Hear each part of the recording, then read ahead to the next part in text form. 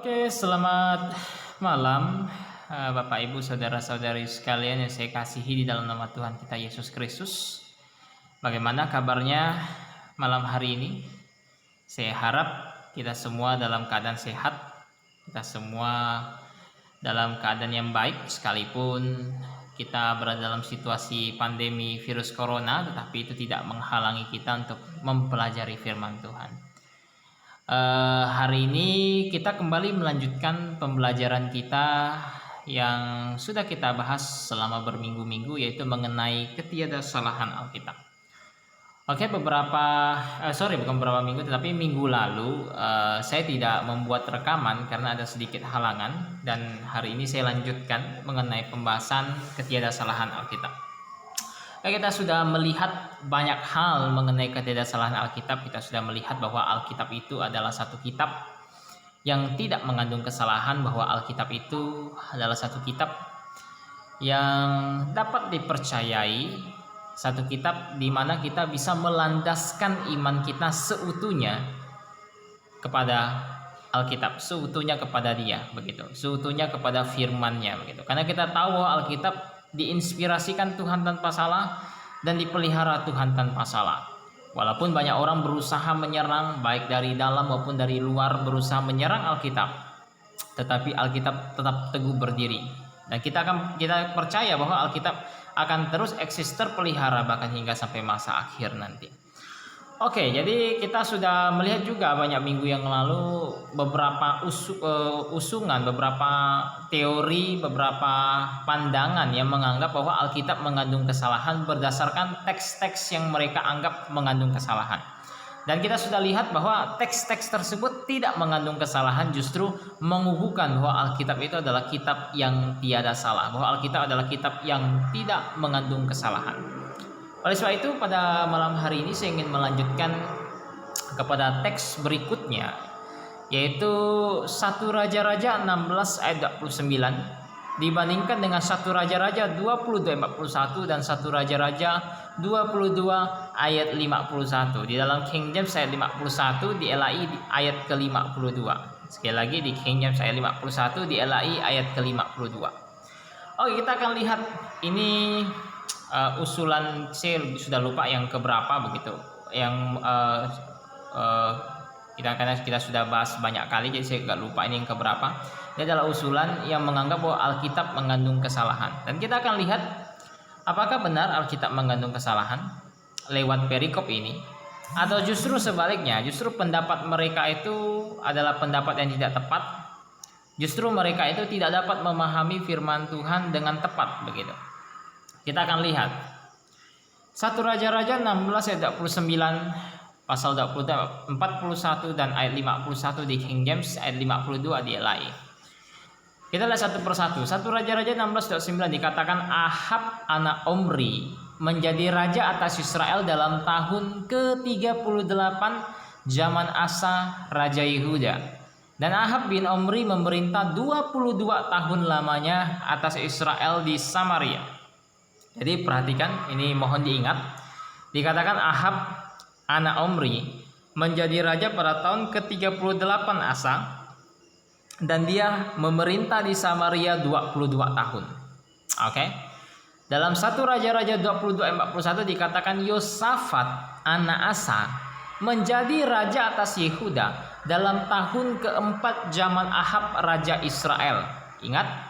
Jadi Yosafat anak Asa menjadi raja atas Yehuda pada tahun keempatnya Ahab. Kemudian 1 Raja-Raja 22 ayat 51 di LAI ayat 52 dikatakan Ahazia anak Ahab. Sekarang anak Ahab, Ahazia, menjadi raja atas Israel di Samaria dalam tahun ke-17 zaman Yosafat raja Yehuda, dan ia memerintah atas Israel 2 tahun lamanya. Jadi Ahazia yang menggantikan Ahab, dia menjadi raja pada tahun ke-17 zaman Yosafat. Oke, saya harap bisa diingat. Jadi Yosafat menjadi raja pada tahun keempat Ahab. Ahazia anak Ahab menjadi raja atas Israel pada tahun ke-17 zaman Yosafat. Kemudian pada tahun ke-38 Asa, Ahab menjadi raja atas Israel dan dia memerintah 22 tahun lamanya. Kalau kita sekilas tidak ada permasalahan begitu, sekilas tidak ada sesuatu yang sulit untuk memahami teks-teks tersebut, tetapi ini akan berubah jikalau kita mendalami lebih dalam teks-teks tersebut. Oke, kita coba dalami. Ini anggapan beberapa orang yang menganggap adanya permasalahan dari teks-teks ini, dalam tanda kutip permasalahan. Coba kita lihat. Ahazia dikatakan, sini saya berikan teks di screen. Ahazia anak Ahab mulai memerintah pada tahun ke-17 dari Yosafat. Ini sudah kita lihat di ayat tadi bahwa Ahazia yang menggantikan Ahab mulai memerintah pada tahun ke-17 Yosafat. Oleh karena itu, Ahab seharusnya mati di tahun yang sama. Artinya apa? Artinya ingat, Ahazia menggantikan Ahab pada tahun ke-17 Yosafat. Artinya seharusnya Ahab juga meninggal dunia pada tahun ke-17-nya Yosafat. Jadi Ahab meninggal dunia digantikan anaknya itu pada tahun ke-17-nya Yosafat. Oke, kemudian di sini saya lanjutkan di screen, dikatakan Yosafat mulai memerintah pada tahun keempat Ahab. Ini sudah kita lihat juga di teks Alkitab bahwa Yosafat mulai memerintah pada tahun keempatnya Ahab. Dan di sini saya lanjutkan, dan dengan tahun kenaikan maka tahun pertama Yosafat bertepatan dengan tahun kelima Ahab. Maka tahun pertama Yosafat bertepatan dengan tahun kelima Ahab. Mungkin Bapak Ibu saudara-saudari sekalian agak bingung atau mungkin timbul pertanyaan apa yang dimaksud dengan tahun kenaikan. Oke, ini pembahasan yang cukup panjang, tetapi kalau kita ingin bahas secara ringkas kira-kira seperti ini. Jadi ketika Israel terpecah menjadi dua, terpecah jadi Yehuda, Israel Selatan, dan Israel Utara yang pusat pemerintah di Samaria. Ketika terpecah dua, sistem perhitungan tahun kepemerintahan mereka berdua itu berbeda. Begitu. Kalau di Yehuda itu kebanyakan, sekali lagi kebanyakan, tidak semua begitu. Kebanyakan memakai sistem tahun kenaikan. Apa yang dimaksud tahun kenaikan? Tahun kenaikan itu adalah tahun di mana ketika seorang raja mulai memerintah, ketika dia mulai memerintah itu bukan tahun pertama dia memerintah, begitu. Itu tidak dihitung sebagai tahun pertama dia memerintah. Ketika dia mulai memerintah itu dihitung sebagai tahun kenaikan, tahun dia mulai menjabat, tahun dia diresmikan istilahnya begitu. Jadi itu adalah tahun kenaikan dia, bukan tahun tidak dihitung tahun kepemerintahan yang pertama begitu. Jadi tahun kepemerintahan pertama kapan dihitung? Itu dihitung tahun depan setelah tahun kenaikan. Itu Yehuda. Kalau Israel Utara, Samaria, mereka tidak memakai tahun kenaikan begitu. Mereka tidak memakai tahun kenaikan begitu. Jadi tahun pertama raja memerintah atau tahun ketika raja mulai memerintah itulah tahun pertama dia. Oke? Kalau di Samaria tahun pertama dia mulai memerintah itulah tahun pertama kepemerintahannya. Kalau Yehuda berbeda, tahun dia mulai memerintah itu adalah tahun kenaikan. Tahun pertamanya kapan? Tahun pertamanya terjadi atau mulai dihitung ketika masuk tahun baru atau ketika tahun kedepannya, ketika sudah menyelesaikan tahun kenaikan. Tetapi ingat, tidak semua Raja Yehuda pakai tahun kenaikan. Ini akan kita bahas lebih dalam lagi ketika kita bertemu dengan raja yang tidak menggunakan sistem tahun kenaikan di Yehuda. Tapi nanti kita akan bahas lebih dalam lagi. Jadi kita kembali ke pembahasan kita. Jadi Yosafat memiliki tahun kenaikan. Maka pada tahun keempat dia memerintah. Maka pada saat Yosafat memerintah pada tahun keempat Ahab, itu bukan tahun pertama Yosafat, tapi tahun kenaikan Yosafat. Jadi tahun keempat Ahab ketika Yosafat mulai memerintah, pada tahun keempat Ahab ini bukanlah tahun pertama Yosafat, tetapi ini adalah tahun kenaikan Yosafat. Tahun pertama Yosafat kapan? Tahun pertama Yosafat terjadi tahun berikutnya. Pada tahun kelima Ahab memerintah, itulah tahun pertama Yosafat. Oke? Jadi Yosafat memiliki tahun kenaikan. Jadi oleh sebab itu tahun pertama Yosafat itu terjadi pada tahun kelima Ahab. Oke, kita lanjutkan. Ingat, Yosafat memerintah 17 tahun. Jadi pada saat Ahab memerintah tahun kelima atau bertepatan dengan tahun kelima Ahab, berarti itu tahun pertama Yosafat. Karena Yosafat memerintah 17 tahun, maka dari tahun kelima Ahab, tahun pertama Yosafat, kita tambahkan sisa kepemerintahan Yosafat. Sisa kepemerintahan Yosafat berapa? Karena dia pada tahun kelima Ahab itu tahun pertama dia, dan dia memerintah 17 tahun, maka sisanya 16. Jadi 16 kita tambahkan 1, jadi totalnya 17 tahun Yosafat memerintah. Hal yang sama juga kita terapkan pada Ahab. Ingat, Ahab pada tahun kelima Ahab, Yosafat mulai memerintah. Jadi pada tahun ke-17 Yosafat, kira-kira tahun keberapanya Ahab? Kan gitu. Pada tahun ke-17 Yosafat, kira-kira itu tahun keberapanya Ahab? Kita tambahkan. Jadi pada tahun kelima Ahab itu adalah tahun pertama Yosafat. Ingat, Yosafat memerintah 17 tahun, berarti sisanya masih 16 tahun. Kita tambahkan tahun kelima Ahab, kita tambahkan dengan 16 juga. Maka kita akan menemukan hasil pada tahun ke-17 Yosafat itu bertepatan dengan tahun ke-21-nya Ahab. Karena 5 tambah 16 sama dengan 21. Oke, jadi pada tahun ke-17 Yosafat itu bertepatan dengan tahun ke-21-nya Ahab. Nah, kalau gini jadi ada sedikit permasalahan. Kenapa? Karena ingat, Ahab memerintah selama 22 tahun. Ahazia disebutkan naik tahta pada tahun ke-17-nya Yosafat. Tahun 17 Yosafat itu bertepatan dengan tahun ke-21 Ahab, bukan tahun ke-22 Ahab. Begitu. Jadi, kenapa teks Alkitab tidak mengatakan bahwa Ahazia mulai memerintah pada tahun ke-18 Yosafat? Karena pada tahun 18 Yosafat itu bertepatan dengan tahun ke-22-nya Ahab. Sedangkan tahun 17 Yosafat itu baru tahun ke-21-nya Ahab. Ahab memerintah 22 tahun. Kalau gitu mengapa Ahazia tidak mulai memerintah pada tahun ke-18 Yosafat, tetapi disebutkan pada tahun ke-17-nya Yosafat? Nah, ini saya ada kasihkan sedikit penjumlahannya begitu. Jadi Yosafat memerintah 17 tahun. Tahun pertama sama dengan tahun kelimanya Ahab begitu. Ditambah sisa tahun pemerintahannya Yosafat, sisa pemerintahan Yosafat 16 tahun. 1 tambah 16 sama dengan 17 tahun Yosafat memerintah.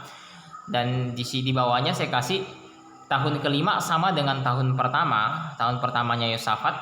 Maka dari Ahab tahun kelima ditambah 16 tahun sisa kepemerintahan Yosafat, maka didapatkan 21. Jadi pada tahun ke-17 Yosafat itu bertepatan dengan tahun 21-nya Ahab. Oke, pendapat beberapa orang seperti Heli berpendapat bahwa perbedaan di sini itu terjadi karena adanya kesalahan pencatatan angka. Sekali lagi, Heli berkata bahwa ada kesalahan pencatatan angka. Ini satu kesimpulan yang sangat disenangi oleh beberapa oknum. Yang paling jelas disenangi iblis. Kenapa? Karena iblis adalah oknum yang sangat memiliki kepentingan untuk menghancurkan isi firman Tuhan. Iblis adalah oknum yang sangat memiliki kepentingan untuk menanamkan konsep ini ke dalam pikiran orang percaya, sehingga orang percaya berpikir bahwa wah, Alkitab mengandung kesalahan. Begitu. Inilah yang dilakukan iblis pertama kali ketika dia menipu Adam dan Hawa. Dia berkata, bukankah Tuhan berfirman? Dia membuat satu keraguan, memunculkan satu keraguan terhadap firman Tuhan. Dan ini terjadi pada banyak orang. Salah satunya dia yang beranggapan bahwa pencatatan angka di teks-teks ini mengandung kesalahan. Kemudian ada oknum-oknum yang lain jelas seperti orang-orang yang tidak lahir baru, misal orang-orang liberal. Itu orang-orang tidak lahir baru begitu, yang beranggapan bahwa teks kitab suci mengandung kesalahan. Oke, tentu kita nggak setuju dengan pandangan ini begitu, karena kita lebih setuju dengan pandangan Tuhan Yesus. Tuhan Yesus berkata bahwa langit dan bumi akan berlalu tetapi perkataanku tidak akan berlalu. Kita tentu lebih setuju Tuhan Yesus bahwa perkataan Tuhan tidak mungkin berlalu. Oleh sebab itu perkataan Tuhan pasti tidak mungkin mengandung kesalahan. Begitu. Kita percaya omongan Tuhan ketika Dia berkata, manusia tidak hidup dari roti saja tapi dari setiap firman yang keluar dari mulut Allah. Artinya firman yang keluar dari mulut Allah itu akan terus eksis supaya bisa membuat manusia hidup. Jika tidak eksis, jika ada satu masa tidak eksis, ada satu masa firman Tuhan rusak, maka manusia tidak bisa hidup dari dalamnya. Kita tentu lebih setuju Tuhan Yesus begitu. Kalau begitu bagaimana penyelesaiannya? Ini bagaimana penyelesaiannya? Oke. Penyelesaiannya sangat sederhana. Ahazia memerintah bersama dengan Ahab selama 1 tahun. Kenapa? Karena begini.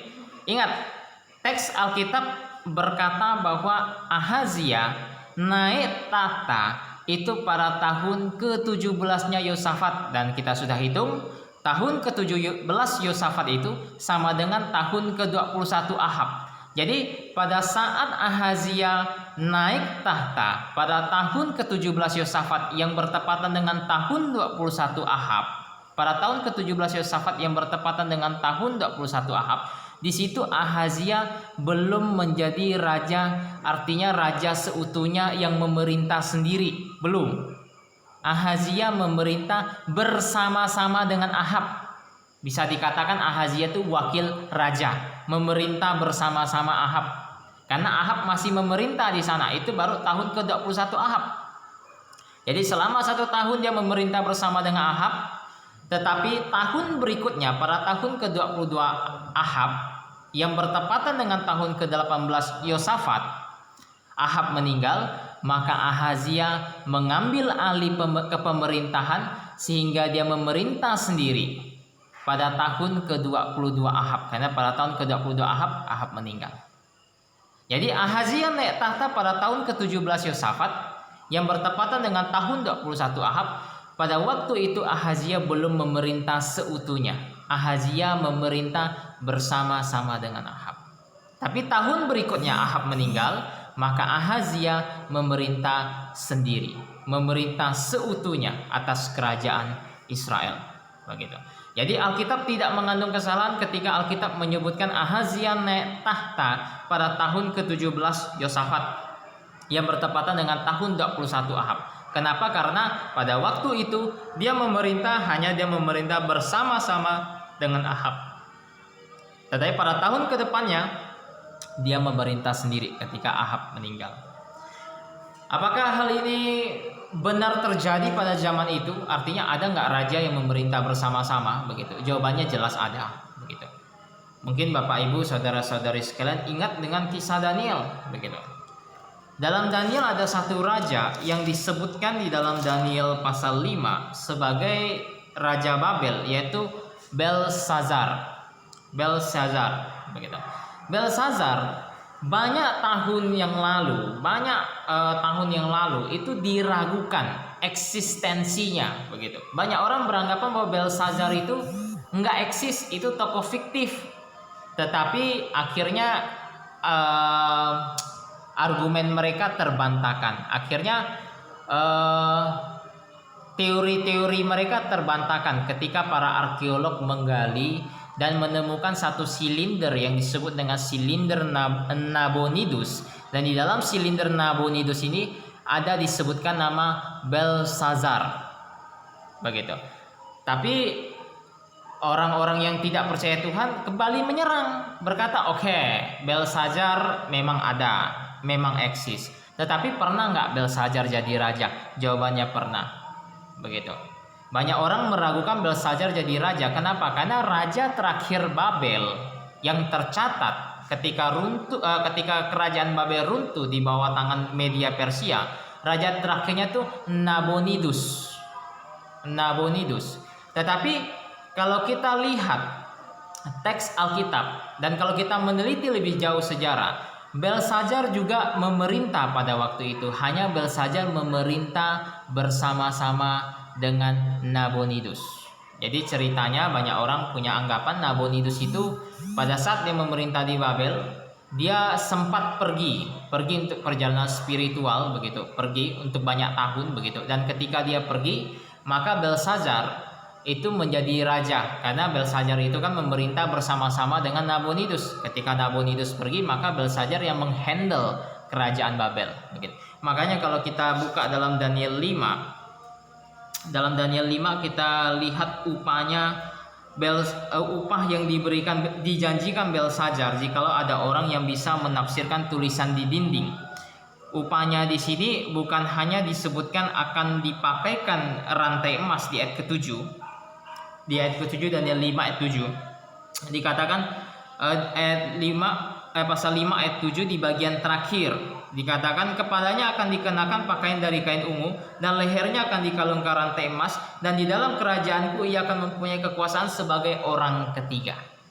Kenapa orang ketiga? Karena orang pertama itu adalah Nabonidus. Tapi Nabonidus pergi perjalanan spiritual dan dia waktu itu memerintah bersama-sama dengan Belsazar, maka Belsazar menghandle kerajaan dan orang kedua itu adalah Belsazar. Dan orang yang bisa memberi jawab atas tulisan di dinding akan diberi kekuasaan sebagai orang yang ketiga.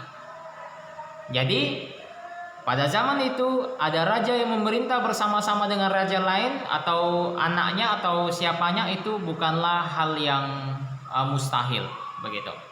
Itu memang terjadi pada zaman itu. Dan kalau itu memang terjadi, maka kita dapat mengambil kesimpulan bahwa Ahazia ketika dia memerintah pada tahun ke-17 Yosafat yang bertepatan dengan tahun 21 Ahab, pada waktu itu dia memerintah bersama-sama dengan Ahab. Tetapi tahun kedepannya pada tahun ke-22 Ahab yang bertepatan dengan tahun ke-18 Yosafat, Ahab meninggal dan Ahazia mengambil alih kepemerintahan. Dia memerintah secara utuh, tidak lagi memerintah bersama-sama dengan Ahab. Jadi teks-teks Alkitab tidak mengandung kesalahan. Kita bisa menerima ketiga teks tersebut tanpa meragukannya begitu.